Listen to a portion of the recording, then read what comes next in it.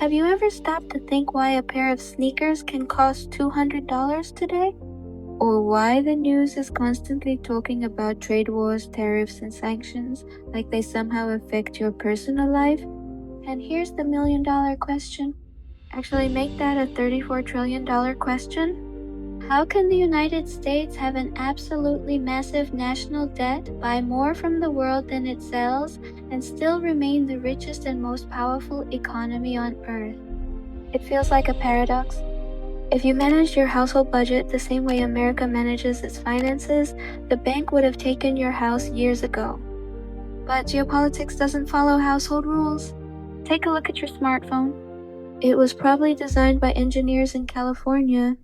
The screen was made in South Korea. The camera came from Japan. The advanced microchips were produced in Taiwan. And the final assembly happened in China. Your morning coffee likely came from Brazil or Colombia. The avocado in your toast, Mexico? We treat all of this as normal, but it's actually a miracle of coordination. Global trade isn't boring spreadsheets on Wall Street, it's the circulatory system of modern civilization.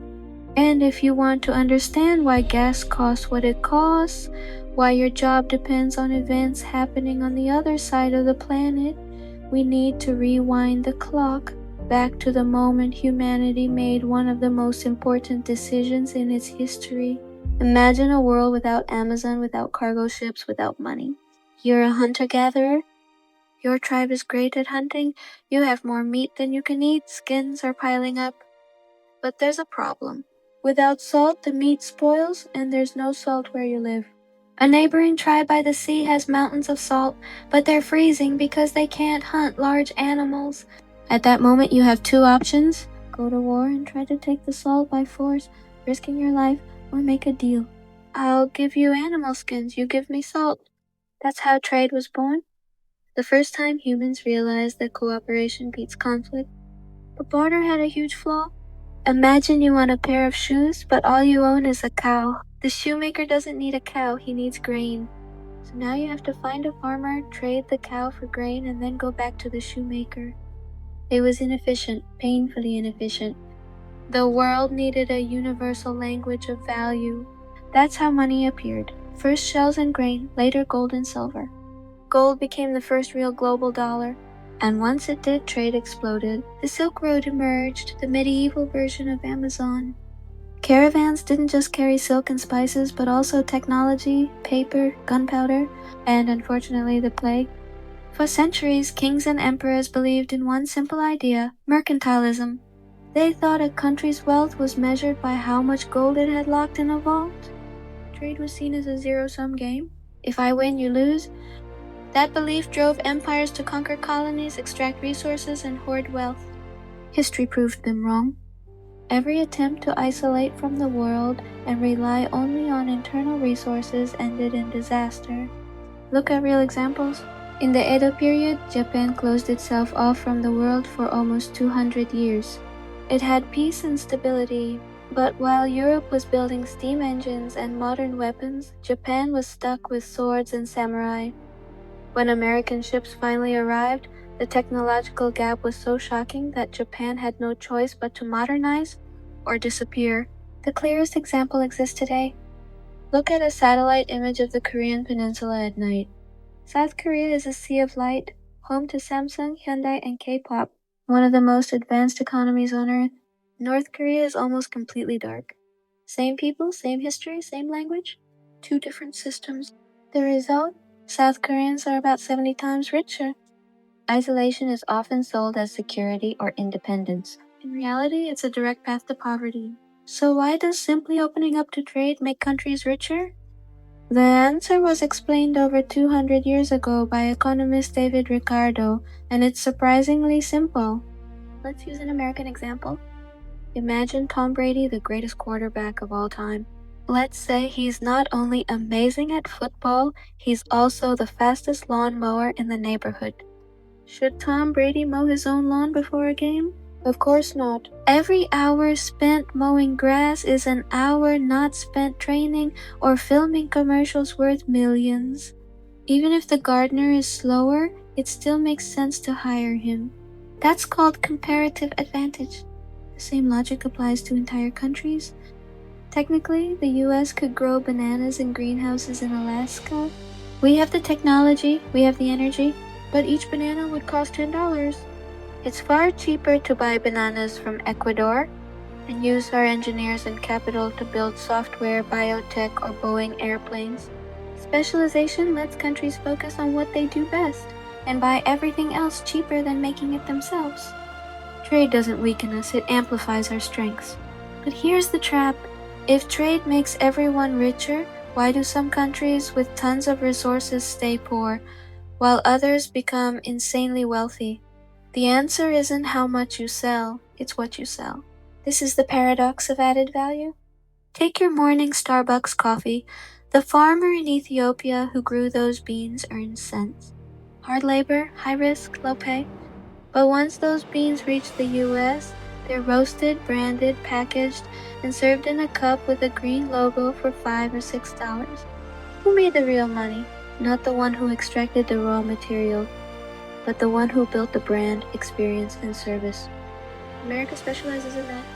Look at the iPhone. On the back it says assembled in China. Many people assume China makes huge money from it. In reality, Chinese factories earn only a tiny fraction for assembly. The real profit, hundreds of dollars per phone, goes to Apple and Cupertino. Design, software, marketing, brand. Modern wealth isn't about making things, it's about creating ideas and technology. That's why the US can move factories overseas and still grow richer. So here's the question that worries a lot of Americans. If we're so good at business, why does the US run a massive trade deficit? We buy more than we sell. Sounds like failure, right? If you spend more than you earn, you're broke. But macroeconomics plays by different rules. There are two kinds of countries. Saver countries like China or Germany, they produce massive amounts of goods, export them, and stack cash. And consumer countries, with the US at the top. America's trade deficit isn't traditional debt. Think of it this way. We receive real goods, cars, electronics, clothing, materials, and in return, we give the world dollars, digital numbers. The world is willing to work and ship goods to us in exchange for dollars because they trust the dollar more than anything else. It's like having an unlimited credit card the bank will never cancel because you're their most important client and the entire neighborhood depends on your spending. Our deficit is the flip side of global trust in the US economy. We're not just living on debt, we're supplying the world with its main reserve currency. But this system has a cost. Inside the US, there are winners and losers. When factories in Ohio shut down because Chinese steel is cheaper, people demand protection. And that's when governments reach for an old and dangerous tool, tariffs. When a politician says, we'll impose tariffs to protect our jobs, it sounds great, almost comforting. It feels fair. Let foreign companies pay for the right to sell in our market. But economics is tricky. So let's slow this down and look at what actually happens when a shipping container arrives at the port of Los Angeles. A tariff is a tax, but that tax is not paid by the Chinese government, and it's not paid by a Mexican factory. It's paid by an American importer. And then that company has two options: raise prices for you at the store, or cut costs by laying off workers.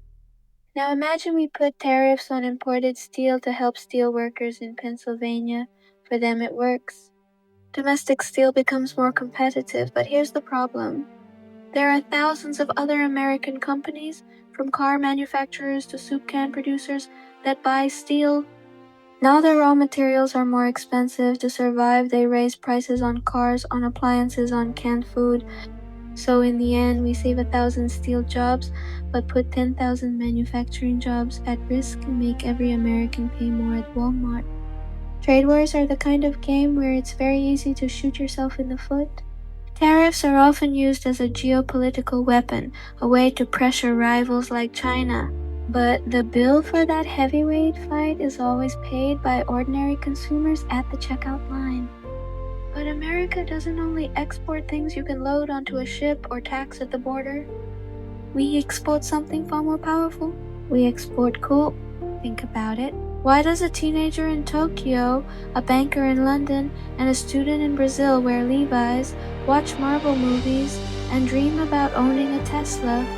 America doesn't just sell products, it sells the American dream.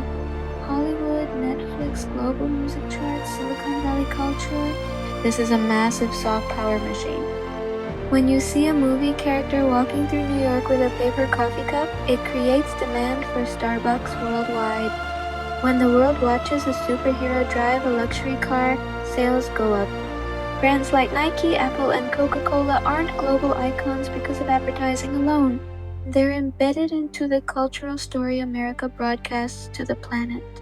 This invisible export generates trillions of dollars, and no other country has mastered it at the same scale. We sell emotion, status, a dream, and the world is willing to pay extra for it. All of these deals, and from oil purchases to Netflix subscriptions, are lubricated by one key ingredient: the US dollar. Have you ever wondered why, when a Brazilian farmer sells coffee to a Korean company, the contract is written in dollars? Neither country uses dollars domestically, but the dollar is the operating system of the global economy. This gives the United States what the French once called an exorbitant privilege. Because everyone needs dollars for oil trade, central bank reserves, and international loans, global demand for the dollar is always massive. That allows the US government to borrow money cheaper than any other country on earth. We can print money to stabilize our economy during crises without triggering immediate hyperinflation, unlike what happens in places like Argentina or Turkey. Why? Because those dollars don't stay here. They spread across the world and get absorbed by the global economy. The dollar is our superpower. As long as the world trusts American courts, property rights, and economic stability, the dollar remains king, and we hold the keys to global finance.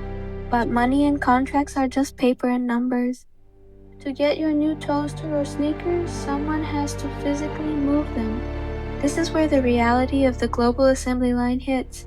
We like to think products are made in one country, but look at a modern car. The engine might come from Germany, electronics from Taiwan, seats from Mexico, assembly in Detroit, steel from Canada. The world is one giant factory, and that factory runs on logistics. We're used to the magic of Amazon Prime. Click a button and a box shows up 2 days later. But behind that magic is an incredibly complex network of ports, cargo ships, warehouses, and highways. Countries that can move goods quickly and cheaply, like Singapore, Rotterdam, or major US logistics hubs, win the global race. And when that system breaks, like it did during the pandemic, we suddenly see empty shelves and exploding prices. Logistics are the blood vessels of the economy. When they clog, the system has a heart attack. So where does this leave us? International trade is a double-edged sword. On one hand, it has made us incredibly wealthy. We enjoy cheap goods, exotic foods, and technologies our grandparents couldn't even imagine. The world has become safer too. Countries that trade with each other are far less likely to go to war. It's expensive to bomb your customers or suppliers. But globalization also creates harsh competition and deep dependence. We want cheap products and high wages. We want global markets for our companies, but fear losing jobs at home. We want to benefit from other countries, but don't want to rely on them for critical things like microchips or medicine. Today, America stands at a crossroads. The world is changing. New players are rising. Old rules are being rewritten. Can we find balance? Can we maintain leadership without closing ourselves off by adapting instead of retreating? One thing is certain, hiding from the global economy is not the answer. History shows that winners aren't the ones who build the tallest walls, but the ones who build the best ships. Or today, the best microchips, the best software, and the best ideas. Trade is an engine that works only when everyone participates. And maybe understanding how that engine works is the first step toward making it work even better for us. Thanks for watching until the end. If you enjoyed this video and want more deep dives into how the world really works, I truly appreciate your support. Leave a comment, subscribe to the channel, and hit the like button. It genuinely helps us grow. See you in the next video.